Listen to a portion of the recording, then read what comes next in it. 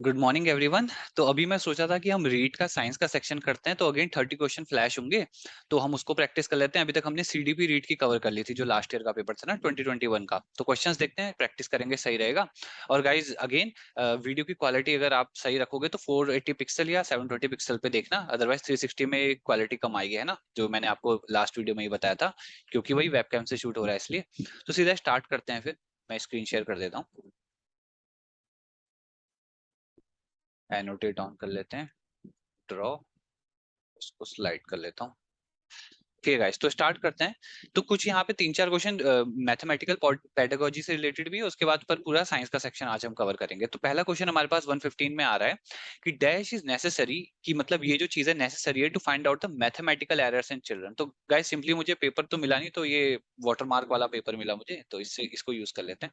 तो mathematical errors जो है चिल्ड्रन में अगर हमको देखने, तो किस में रेमेडियल टेस्ट करना है, ओरल करना है, नेचर या डायग्नोस्टिक। तो हमको क्या करना पड़ेगा, डायग्नोस्टिक टेस्ट करना पड़ेगा। आपको पता है कि इसको करके प्रॉब्लम्स पता लग जाती है, और इसी के बाद हम फिर क्या करते हैं, एक चीज जो हमने पहले भी डिस्कस की, वो है क्या, रेमेडियल टीचिंग, जिससे कि जो भी प्रॉब्लम हमको पता लगी स्टूडेंट को फेस करनी पड़ रही है, वो हम सब सॉल्व करा पाए। मूव करते हैं नेक्स्ट क्वेश्चन पे। The main drawback of objective testing. तो गाइज ऑब्जेक्टिव टेस्टिंग का सबसे बड़ा ड्रॉबैक क्या है। ऑब्जेक्टिव टेस्ट को आप समझ सकते हैं, यानी कि वो जहाँ पे कि आप या तो शॉर्ट आंसर्स लिखते हो, या फिर ये जो एमसीक्यू करते हो, ये सब ऑब्जेक्टिव हो गया। तो इसमें क्या दिक्कत होती है कि हम स्टूडेंट का क्या पता नहीं कर पाते, lack of comprehensiveness, lack of credibility, validity, या लैक ऑफ एक्सप्रेशन। तो गाइज सिंपल क्वेश्चन है, आप समझ पा रहे हो कि हम स्टूडेंट के एक्सप्रेशन नहीं पता कर सकते ना।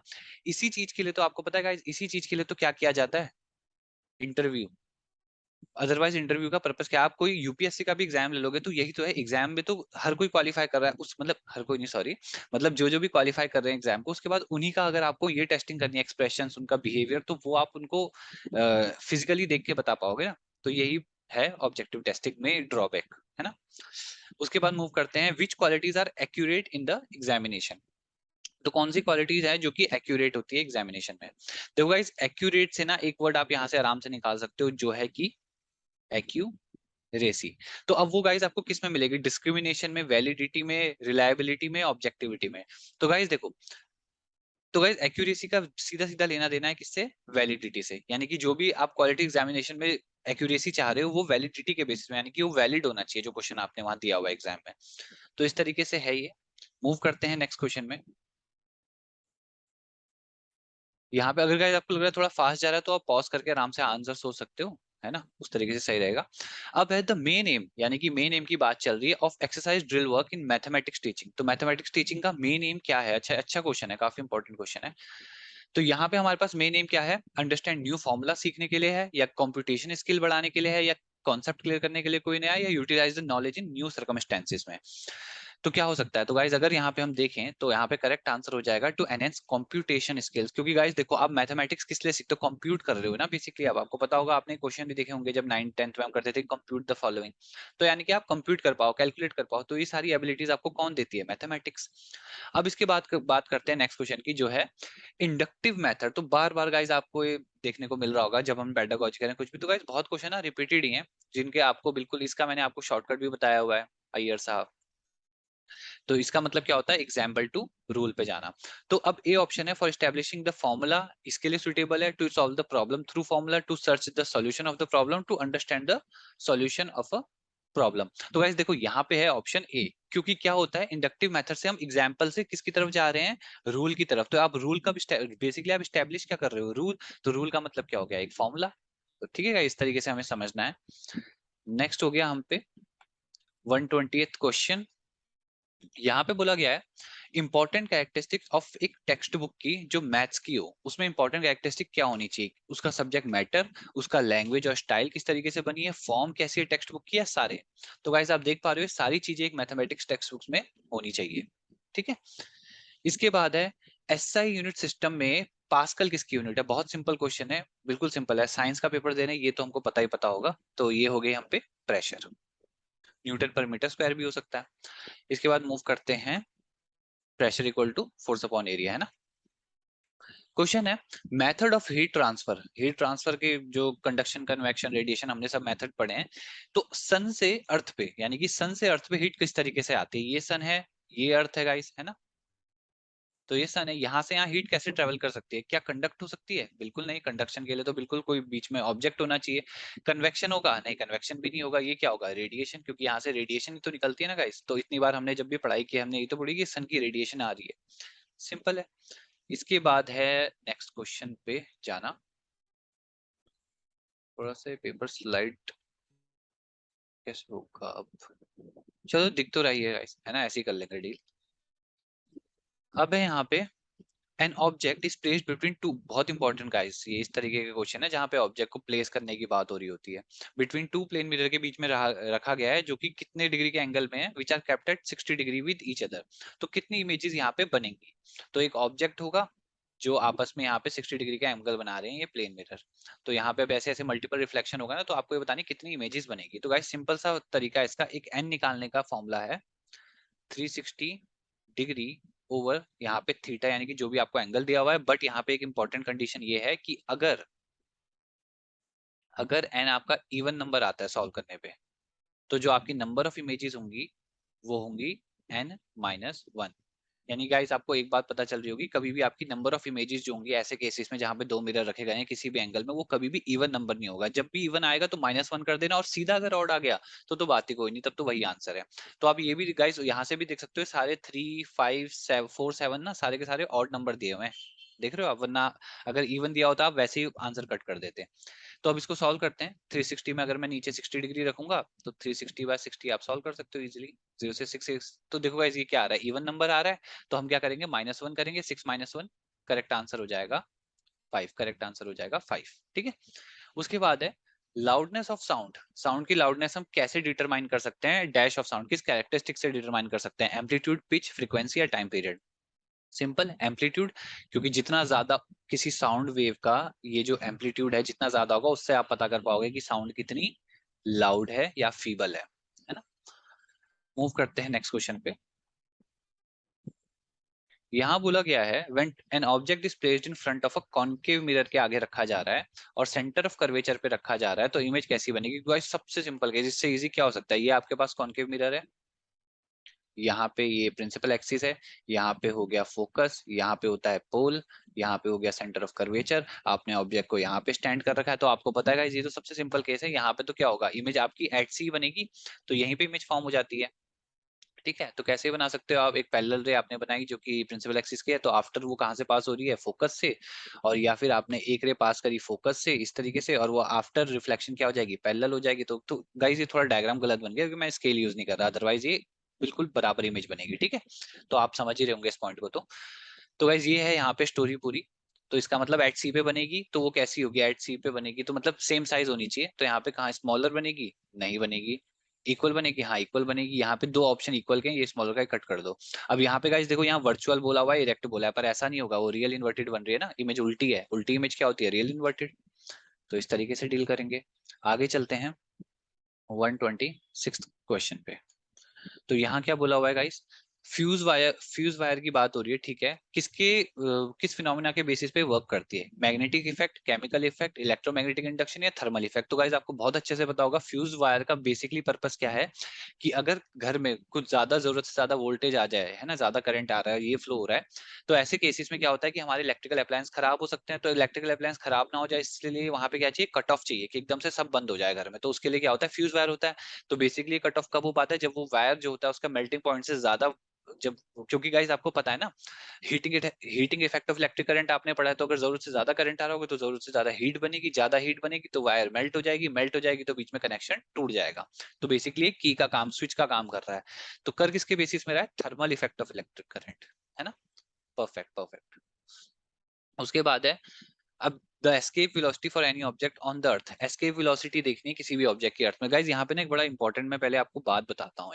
एक स्टोरी है छोटी सी, वो स्टोरी बहुत काम की है आपके लिए भी। वो स्टोरी गाइस ये थी, जब मैं पेपर दे रहा था ना, तो हुआ क्या था कि ये था 127 क्वेश्चन, बट ये मेरा सेट एक्चुअली ये ना वो दूसरा सेट है, ये के है कुछ और है, मेरा था सेट एल। अब गाइस जब मैं पेपर दे रहा था ना, तो इसी के आसपास 126 क्वेश्चन के आसपास क्या होता है, इन्विजिलेटर आए। उन्होंने आए, वो साइन वाइन करने के लिए आए थे। तो जब अब पूरा ध्यान पहले पेपर में था, मैं आपको बता रहा हूँ, इससे आपको एक पॉइंट इंपॉर्टेंट मिलेगा। तो वो आए, तो जैसे ही वो आया ना तो थोड़ा कंफ्यूजन क्रिएट हो गया, मैं शीट वीट चेंज करने लग गया, वो साइन वाइन करा है, तो जैसे ही वो गए उसके बाद वापस करने लगा, तो जब मैं करने लगा तो ना क्या हुआ कि कुछ शायद पेपर पलट गया मेरा, 126 से ना वो पेपर पलट के पहुंच गया सोशल साइंस में, है ना, आप समझ रहे हो, क्योंकि आपको पता है मोटा सा पेपर होता है रीड का, इसमें सोशल साइंस भी रहता है, तो वहां पहुंच गया। वहां पहुंचने के बाद ना मैंने आगे पीछे तो कुछ नहीं देखा, मैंने सीधा 126 में कर रहा था, मुझे याद था, मैंने 127 क्वेश्चन देखा। ठीक है, बिल्कुल सही।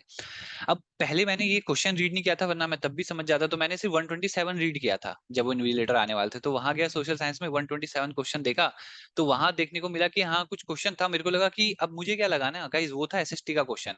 अब मुझे लगा कि क्या पता वो इसलिए दिया हो, जैसे हम सीडीपी तो करते हैं, आपने ऊपर देखा सीडीपी के कुछ कुछ क्वेश्चन आते हैं, इवन इवन इवन इवन इस पेपर में भी आपको कहीं करंट अफेयर का क्वेश्चन दिखेगा कुछ, जहाँ पे वो जीरे रिलेटेड क्वेश्चन है कि राजस्थान में सबसे ज्यादा जीरा कहाँ उगता है, तो मुझे लगा वैसा कुछ आ गया है, तो मैंने देख करके उसका ऑप्शन सी मुझे सही लग रहा था, है ना, ऑप्शन सी मैंने वहां मार्क कर दिया। हाँ, तो ऑप्शन सी मैंने मार्क कर दिया था आंसर। उसके बाद जब ये सब हो गया ना, तो ये कहानी वहां पे तो खत्म हो गई, मुझे लगा ठीक है हो गया हो गया। उसके बाद जब पूरे 1-2 महीने बाद आंसर की आई, और जब मैंने देखा कि मैंने इसका गलत मार्क, हाँ क्योंकि मेरे पास वो था ना ओएमआर शीट, सॉरी हाँ वो तो घर आके देख लिया था, सॉरी हाँ ओएमआर शीट तो मिलती है, घर आके मैंने देख लिया था कि मैंने देखा 120 जो 117 क्वेश्चन है, मैंने मार्क कर रखा है सी, आंसर है 11.2 किलोमीटर पर सेकंड। तो वही था गाइस, फिर मतलब मैं ये बता रहा हूँ कि छोटा सा कंफ्यूजन कह लो, या फिर आप सिली मिस्टेक कह लो, कि जब मैंने क्वेश्चन को देख के, मतलब जो पेपर था बाय चांस पलट गया वो, अब उस चीज का तो किसी को कोई नहीं कह सकते, बट उस चक्कर में मैं ये कहना चाहूंगा कि ये एक क्वेश्चन मेरा गलत हो गया जो सिंपल सा था। तो ये क्या होता है, एस्केप वेलोसिटी अर्थ के लिए क्या होती है, 11.2 किलोमीटर पर सेकंड, तो मैंने वहां गलत मार्क कर दिया था वो इस चक्कर में। चलो आगे बढ़ते हैं। ये है 128 क्वेश्चन। यहाँ दिया हुआ है एक device use to store documents, ऐसा डिवाइस जो डॉक्यूमेंट स्टोर करने के लिए, pictures available on any paper या डिजिटल मेमोरी ऑफ कंप्यूटर। हाँ मतलब पेपर में, जैसे सपोज आपके पास कोई पेपर पड़ा है ना, उसमें जो भी मेमोरी अगर आपको कंप्यूटर में सेव करनी है, तो आप किसकी मदद से कर सकते हो, क्या एक ओएमआर की मदद से। और ओएमआर की फुल फॉर्म याद है आपको गाइस, ओएमआर की फुल फॉर्म एक बार देखनी पड़ेगी ना, magnetic reader, optical magnetic reader है क्या, एक बार देखेंगे। Plotter, MICR, magnetic ink character reader, ये सब एक बार देख लेना गाइस फुल फॉर्म ना, मैं भी चेक करूंगा इसको।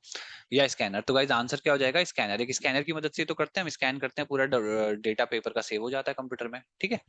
SB is the symbol for the element, SB किसका सिंबल है, तो गाइस सिंपल है, तो एंटीमनी, यहाँ तो कोई डाउट ही नहीं। आगे बढ़ते हैं। यहाँ बोला हुआ है कंपाउंड अमंग द फॉलोइंग, इनमें से कौन सा कंपाउंड है, डायमंड में, ग्रेफाइट में, ओजोन में और वाटर में, तो कंपाउंड कौन सा हो गया, डायमंड होगा, सिर्फ कार्बन का बना हुआ है, ओजोन O3 का मॉलिक्यूल है, ग्रेफाइट भी कार्बन का बना है, पर जो वाटर है ये किसका बना हुआ है, H2O, तो दो एलिमेंट से बना हुआ है, तो कंपाउंड है। इसके बाद है chemical formula for aluminium sulphate, के लिए केमिकल फॉर्मूला आप आराम से निकाल सकते हो। आपको पता है एल्यूमिनियम पे क्या चार्ज है, 3+, सल्फेट यानी कि SO4 में क्या चार्ज है, 2-, 3 यहाँ रखेंगे, 2 यहाँ रखेंगे, क्रॉस प्रोडक्ट करेंगे, तो क्या बन जाएगा, Al2SO4 3। तो जो भी ऑप्शन है Al2SO4 3, ये रहा, ये करेक्ट हो गया। मूव करते हैं नेक्स्ट क्वेश्चन पे।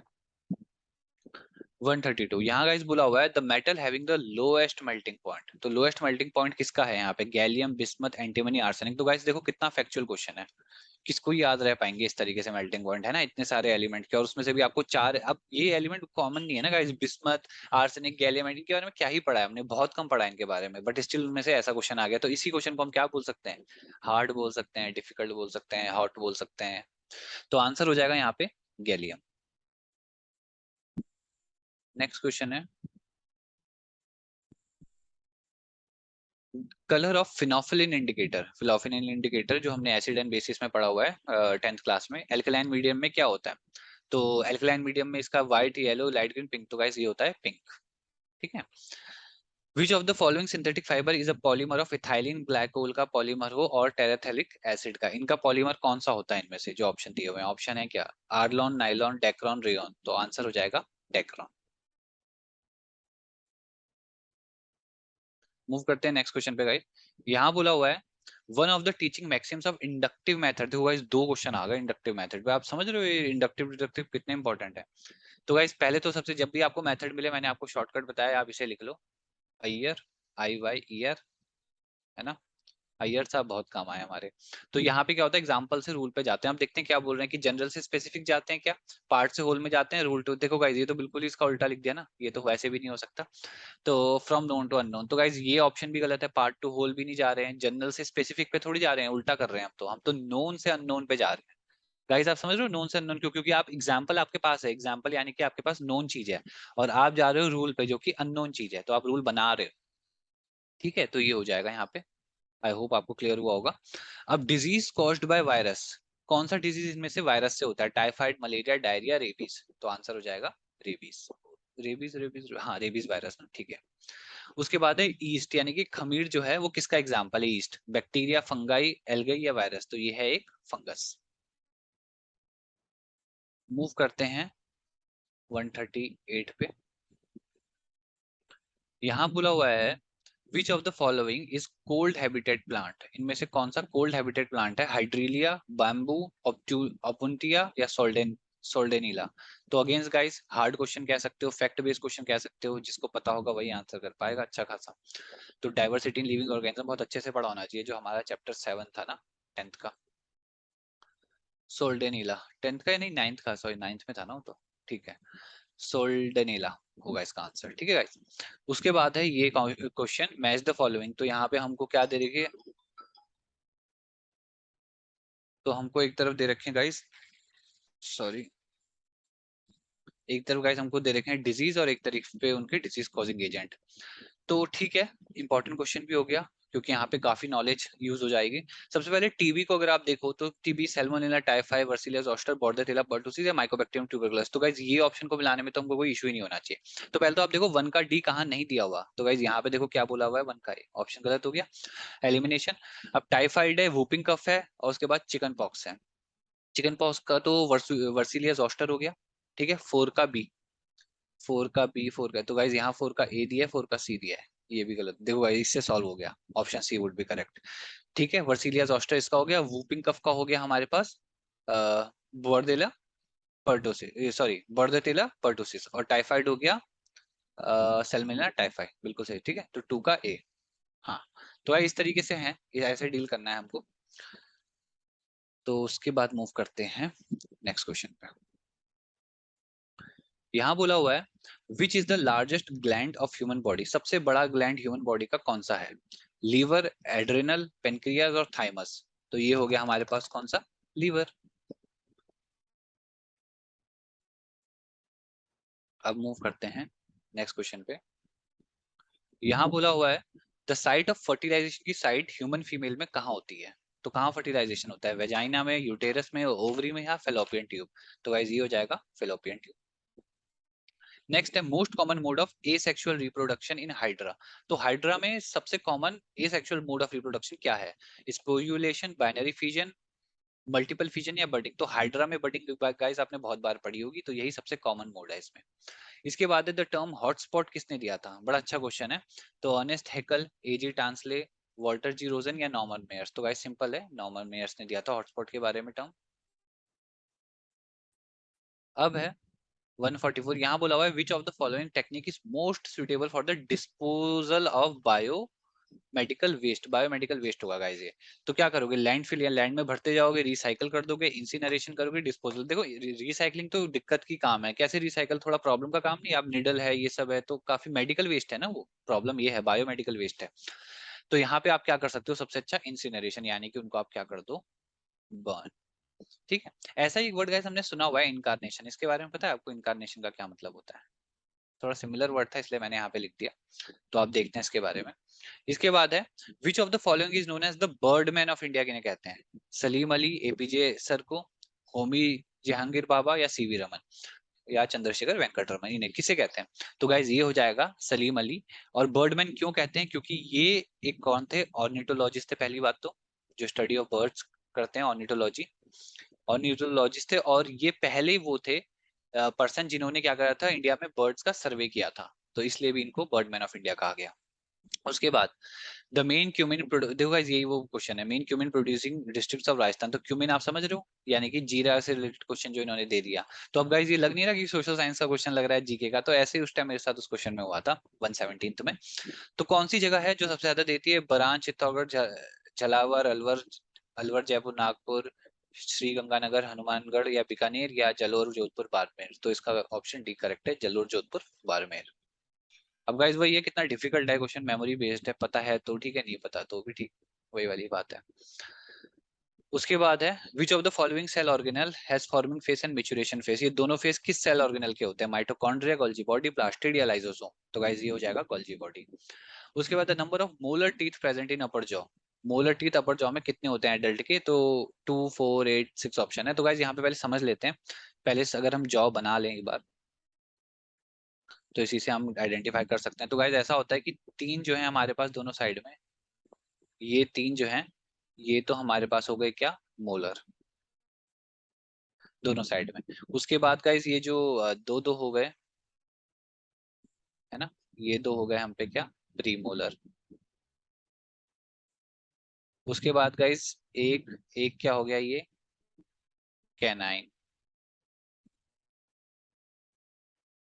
और उसके बाद एक दो तीन चार, ये चार होते हैं गाइस, चार होते हैं क्या, इंसिजर।